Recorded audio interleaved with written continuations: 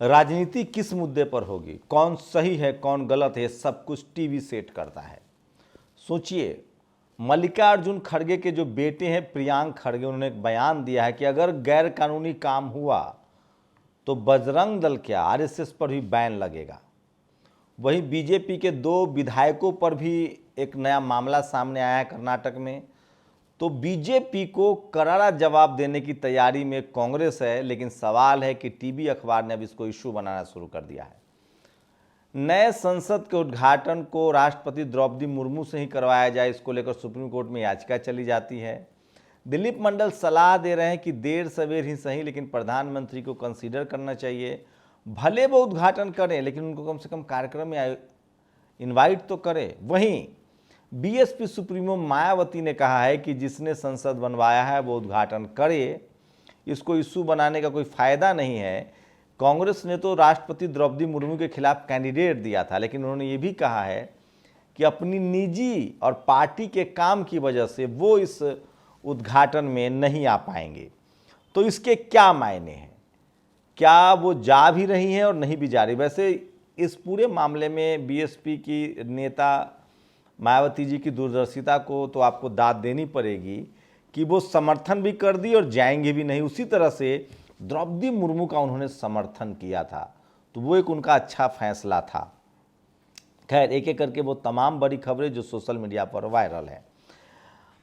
राजस्थान से एक दुखद खबर आ रही है। वहाँ एक समुदाय विशेष के लोग अपने धार्मिक यात्रा पर जा रहे थे, तो कोटा में उन पर हाजियों पर पथराव किया गया। ये सोशल मीडिया पर बड़ी खबर है। तो राजस्थान में लगातार जातीय और धार्मिक हिंसा जो है वो अपने सवाब पर है। एससी एसटी ओबीसी माइनॉरिटी पर जो है वो हमले होते रहते हैं, लेकिन इस पर कोई बात नहीं करेगा। खासकर कांग्रेस को सोचना चाहिए कि वो किस मुंह से कहती है कि हम सेकुलर हैं। नए संसद के उद्घाटन पर मायावती ने लिया चौंकाने वाला फैसला। राष्ट्रपति मुर्मू को लेकर दिया है बड़ा बयान। उन्होंने कहा है कि जिसने ये बनवाया है उसको उद्घाटन करने का हक है, लेकिन मैं अपने काम की वजह से उसमें नहीं जा पाऊंगी। और सोचिए किस तरह से सोशल मीडिया पर लगातार जो वायरल खबरें हैं वो मैं एक एक करके लाता हूं आपके लिए। केजरीवाल के मुंह पर सोचिए कि किस तरह से लगातार केजरीवाल जो है वो देश भर के नेताओं से मिल रहे हैं। शरद पवार से मिले हैं, उद्धव ठाकरे से मिले हैं, उसके बाद ममता बनर्जी से मिले हैं। अरविंद केजरीवाल अभी लगातार दबाव में है, सुप्रीम कोर्ट के फैसले के खिलाफ अध्यादेश लेके आई है। और अमेरिका राष्ट्रपति बाइडेन को मारने के प्रयास के लिए गिरफ्तार किए गए भारतीय मूल के व्यक्ति साई बसिथ कंदुला, सोचिए ये किस तरह से इनको गिरफ्तार किया गया है। कहा जा रहा है कि ये एक संगठन विशेष से जुड़े हुए थे और जिसकी पुष्टि नहीं हुई है, लेकिन कहा जा रहा है। और उनके मन में धार्मिक वजहों से नफरत था अमेरिकन राष्ट्रपति के लिए।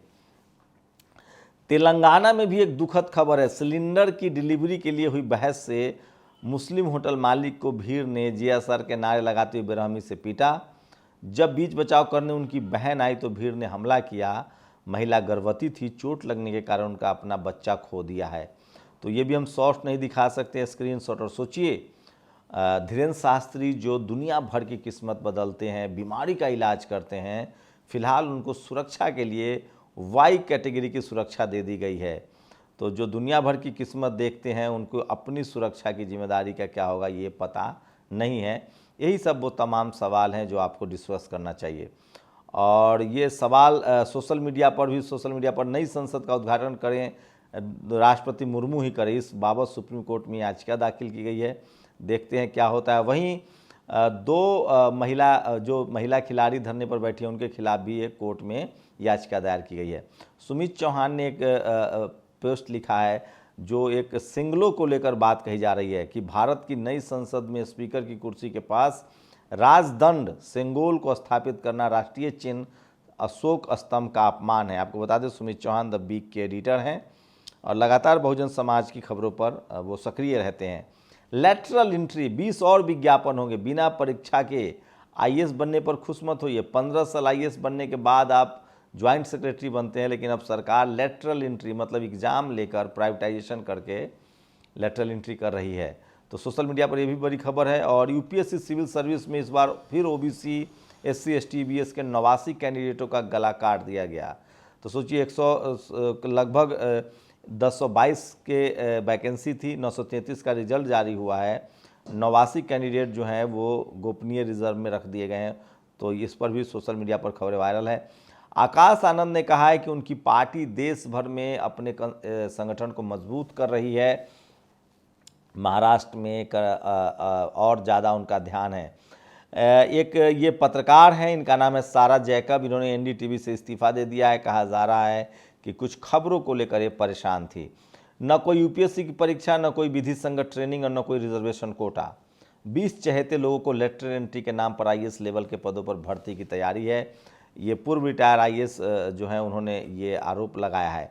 और कितनी शर्मनाक बात है कि आदिवासी बहुल राज्य झारखंड हाईकोर्ट में कोई आदिवासी जज नहीं है। मुख्यमंत्री हेमंत सोरेन ने कल बहुत तकलीफ से ये बात राष्ट्रपति, केंद्रीय कानून मंत्री और सुप्रीम कोर्ट के चीफ जस्टिस के सामने कही। वजह है कि जज बहुजन वकीलों से बुरा सलूक करते हैं। तो वो रिजर्वेशन की लगातार मांग कर रहे हैं, जो सोशल मीडिया पर वायरल है। NDTV CDS की सर्वे में 57% लोगों ने कहा मोदी सरकार महंगाई पर काबू पाने में फेल। 42% लोगों ने कहा आर्थिक स्थिति में बदलाव नहीं। 22% ने कहा आर्थिक स्थिति खराब हो गई है। 36% लोगों ने कहा अमीरों को लाभ हुआ है और 18% लोगों ने कहा किसी का नहीं है। तो NDTV के सर्वे में भी जो है वो सरकार के लिए अच्छे संकेत नहीं है। कर्नाटक चुनाव के बाद लगातार आलोचना चल रही है और सोशल मीडिया पर जो वायरल खबरें हैं वो मैं आपके लिए लेकर आता हूँ। इसलिए मैं कह रहा हूँ कि ये वो तमाम खबरें हैं जो कोई TV अखबार आपको नहीं दिखाएगा। तो ये तस्वीरें आपकी आंखों को सुकून दे सकती है। देखिए, महीन होती है जनतंत्र, लोकतंत्र की चक्की, संविधान की चक्की। राष्ट्रपति द्रौपदी मुर्मू आदिवासी समाज से, झारखंड में मुख्यमंत्री हेमंत सोरेन आदिवासी समाज से, और उसके बाद एक केंद्रीय मंत्री हैं उनके साथ, वो भी आदिवासी समाज से हैं, अर्जुन मुंडा साहब हैं। तो सोचिए कि देर सवेर ही सही लोकतंत्र की चक्की महीन पीसती है और आज न कल बहुजन समाज के लोगों की भागीदारी जो है वो ज़्यादा दिन तक आप अटका के नहीं रख सकते हैं।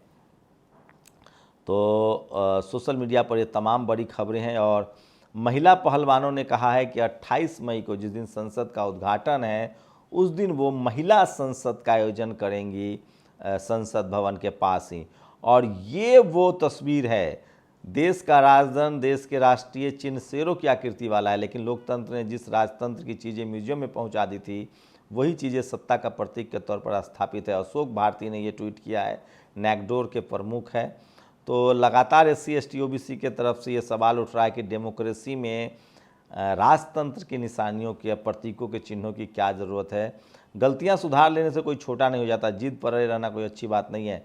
दिलीप मंडल लगातार सुझाव दे रहे हैं कि राष्ट्रपति महामहिम द्रौपदी मुर्मू को इनवाइट करना चाहिए। भले वो उद्घाटन न करे, लेकिन वो उस सभा की जो बैठक होने वाली है उसका तो कम से कम वो अध्यक्षता करें। और को-फाउंडर हॉटमेल सबीर भाटिया, बड़ा नाम था, वो को-फाउंडर थे। और जिस समय मेल शुरू हुआ था हॉटमेल, जीमेल बाद में आया, उसके बाद याहू बाद में आया, हॉटमेल आया था, सबीर भाटिया ने बनाया था। उन्होंने कहा है कि जातिवाद के खिलाफ कानून का हम स्वागत करते हैं। अमेरिका में लगातार जो है जातिवाद के खिलाफ कानून बन रहे हैं। और सिद्धारमैया पर आपत्तिजनक टिप्पणी के लिए 2 विधायकों पर FIR। तो सोचिए किस तरह से कांग्रेस के, बीजेपी के बताए रास्ते को कांग्रेस और तेजी से बढ़ा रही है। तो राजनीतिक पॉलिटिकल वेंडेटा जो है वो अपने शबाब पर है और इसमें सबसे ज़्यादा पिटना पड़ेगा पत्रकारों को। जो पत्रकार आज सत्ता के पक्ष में है, सोचिए कल सत्ता आ गई तो क्या होगा। तो ये सब झेलना पड़ सकता है। आखिर सेंगोल की कहानी भी नेहरू पर दोष मरने पर अटक गई है। तो सोचिए, मैं आज एक रिपोर्ट दिख रहा था, उसमें कहा जा रहा था कि ये सेंगोल जो है वो हिंदू धर्म का प्रतीक है। मुझे समझ नहीं आता है कि इस देश के किसी भी धर्म ग्रंथ में, जिसको हिंदू धर्म ग्रंथ कहा जा रहा है, वहाँ हिंदू शब्द है ही नहीं। दरअसल तो इस देश में वर्ण व्यवस्था थी, ब्राह्मण, क्षत्रिय, वैश्य, शूद्र, अछूत, कहीं हिंदू शब्द नहीं है जब इस समय इस बात हो रही है। लेकिन खैर, लोग अपने अपने, इशिता, गरिमा, उमा एवं श्रुति, आप लोग सभी को 15 साल बाद ज्वाइंट सेक्रेटरी बनेंगी, लेकिन लेटरल एंट्री हो रही है। और वहीं सीनियर पत्रकार उर्मिलेश ने भी कहा है, भारत का राष्ट्र चिन्ह अशोक के सिंह स्तंभ की अनुकीर्ति है जो सारनाथ के संग्रहालय में सुरक्षित है। तो सवाल है कि एक नया राष्ट्र चिन्ह को क्यों बनाया जा रहा है। तो ये वो तमाम सवाल है जो लोग सोशल मीडिया पर पूछ रहे हैं, सोशल मीडिया पर सक्रिय खबरें हैं। मैं फिर कह रहा हूँ कि सोशल मीडिया पर मैं इसलिए बात करता हूँ क्योंकि वहाँ डाइवर्सिटी है, सबको लिखने पढ़ने बोलने का हक है, जबकि ये काम टीवी अखबार में नहीं है। सेंगोल सामंतशाही और ब्राह्मणवादी सत्ता का प्रतीक है। रतन लाल जी ने कहा है कि हम इस पर एक वीडियो लाएंगे। और आखिरी प्रयास में मिली सफलता, ये अखबार की कटिंग देखिए। भविष्यवाणी की गई थी एक उत्कर्ष अकादमी के संचालक प्रदीप दीक्षित ने बताया कि कृतिका को एक ज्योतिष ने बताया कि वो उनका चयन सिविल सेवा में नहीं होगा, लेकिन कृतिका ने अपने प्रयासों से यह भविष्यवाणी गलत साबित कर दी है। चलिए, अच्छी खबर है। आप भविष्यवाणी पर ज़्यादा मत जाइए, मेहनत पर ध्यान दीजिए, मेहनत से सब कुछ बदल सकता है।